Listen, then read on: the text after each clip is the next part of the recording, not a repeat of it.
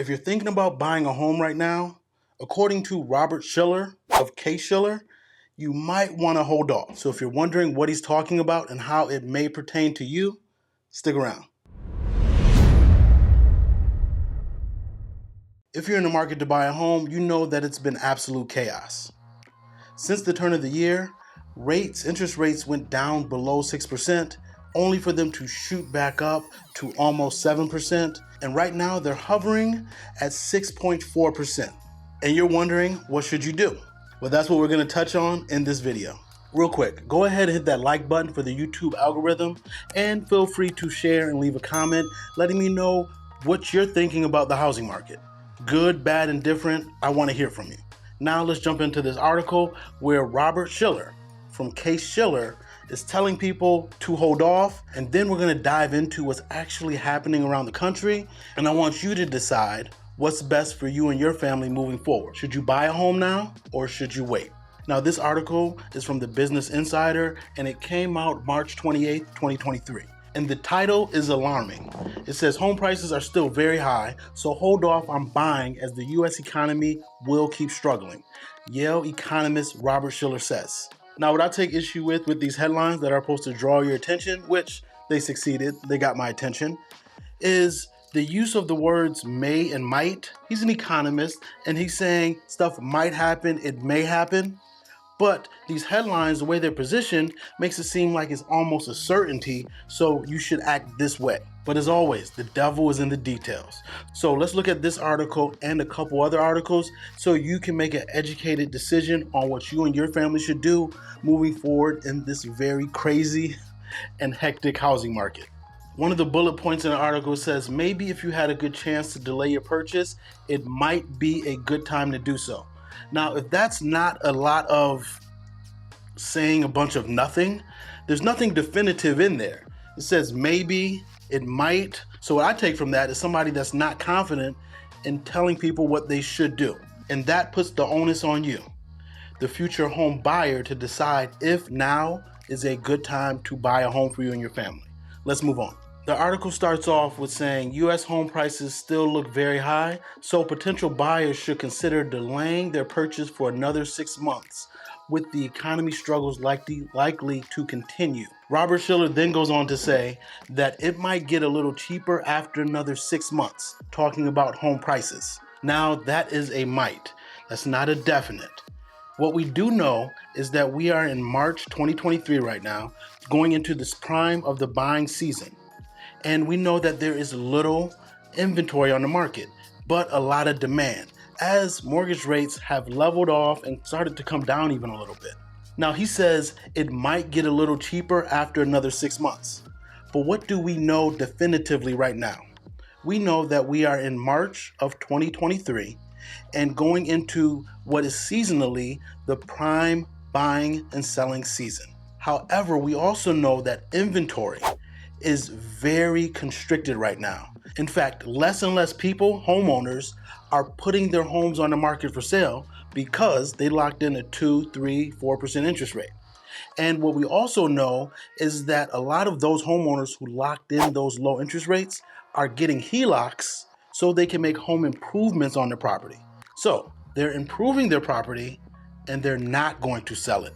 So that's going to keep inventory very tight. And we also know that builders are slowing down production. And I just got off a call with 2 builders yesterday, 2 separate builders here in the Charlotte area. That's where I'm located. And they said one is starting to decrease their incentives for buyers starting April 1st. And then the other one is going to start on May 1st. So what they're seeing in the market is we have huge buyer demand, not enough inventory. So why should they keep incentivizing buyers to buy their product when they know that they're the only game in town?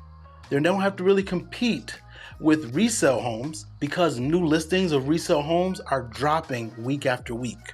Now, Robert Schiller acknowledges that rising interest rates have helped fuel the housing slowdown, but he also believes that there's at least 6 months of declines left to come. So let's look at some other articles for more context. Now, this next article was produced by the same publication, Business Insider, and it was published on March 28th, 2023.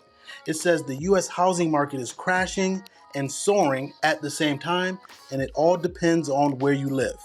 Now, of all the headlines I read today, this was the most accurate one, although it is still misleading because it's saying the market is crashing. And as we go further down into the article, you will see what they mean by crashing and why I don't think it's a crash. And in fact, you don't have to go down far because the second bullet point says that home prices on the West Coast has plunged as much as 10%, while homes in the East have surged.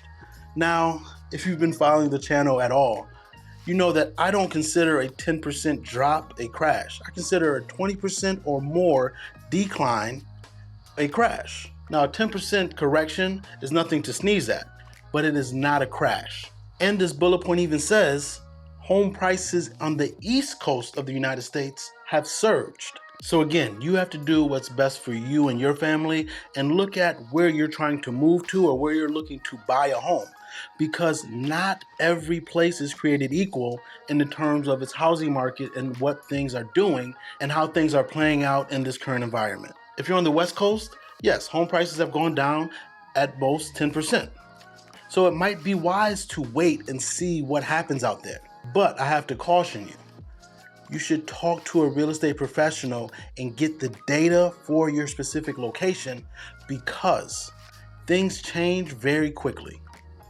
In fact, I believe in Seattle, multiple offers are back in certain regions of that city. So just because you hear a blanket statement that home prices out west are falling, you have to know your specific area. Yes, it's nice to hear these national headlines, but forget about what's happening out west, what's happening out east. Find out what's happening in your city, your town, and your zip code, and even the subdivision and where you're looking to buy, because all of those have very unique real estate markets. Real quick, for those of you who do not know me, I am Sir Ashley. I am a realtor and an investor here in the greater Charlotte area, and I have a real estate team that services both North Carolina and South Carolina. So if you're looking to buy or sell real estate in either Carolinas, please reach out to my team and we can definitely help. Also, don't forget to like this video and subscribe to the page if you like hearing about real estate, personal finance, and the occasional video about the Carolinas. Now I want to take you to this chart where it talks about what makes a boom and a bust market, and it highlights various cities and what has happened with pricing from February 2020 to January 2023. Let's go look at this chart. Now, when you're looking at this chart, you have to decide for what it is. In the upper left-hand corner, it has boom and bust. In the lower left-hand corner, it says no boom, bust. Upper right-hand corner, it's boom, no bust. Lower right-hand corner, no boom, no bust. So it talks about the appreciation of various markets or depreciation in value in certain real estate markets, and it highlights different cities. So let's look at right here where it says boom and bust. Let me move myself out of the way here real quick.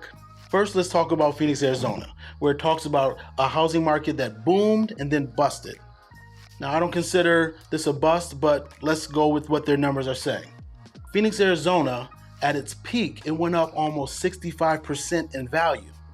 But since its peak, it's gone down just over 8%.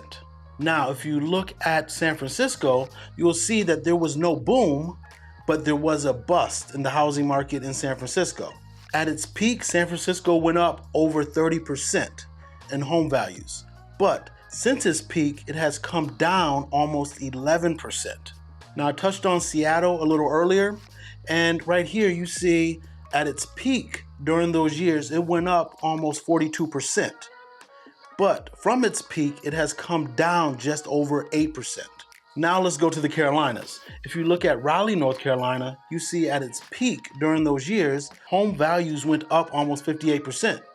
But from its peak, home values have come down just about 5.5%. So I don't see that as a crash. If in a 3-year period, home values went up, your home value went up 55%, but has come down 5.5%, I'm sure you will take that any day of the week in a 3-year period.